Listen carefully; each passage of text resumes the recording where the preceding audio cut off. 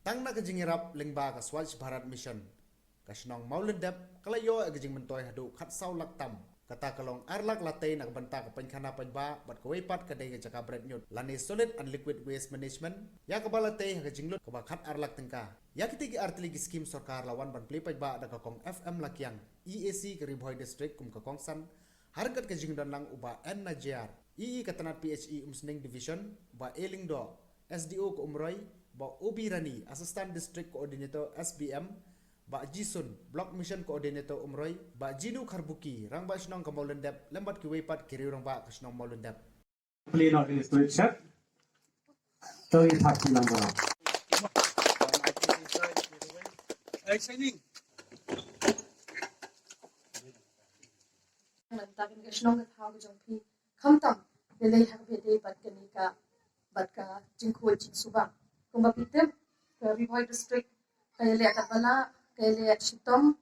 ban wanra ya kataka jingkhoi jing suba hangi hapo ka district hi barok wei kumba ngen shi thu yupi natalyang district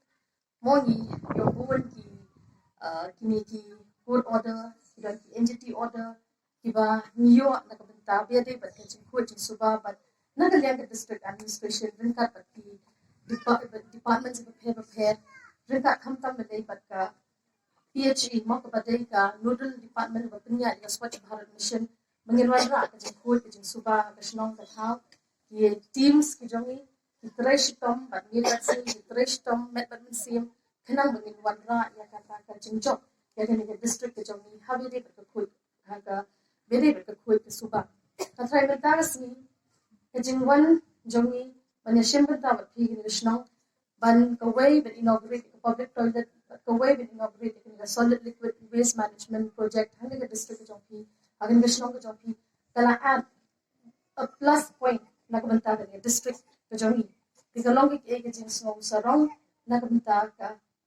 ni ka snong jong phi bat ka der ka jing snong sarong na ka benta ka district hi barok way nga tharangi dan pampi ka jing ya thapti mo da kubenta kanika kung iya na kubenta ka si nama pa mo iti nila at 1 plus point na kubenta ka district ka jong nakabede ba kanika kuy ka suba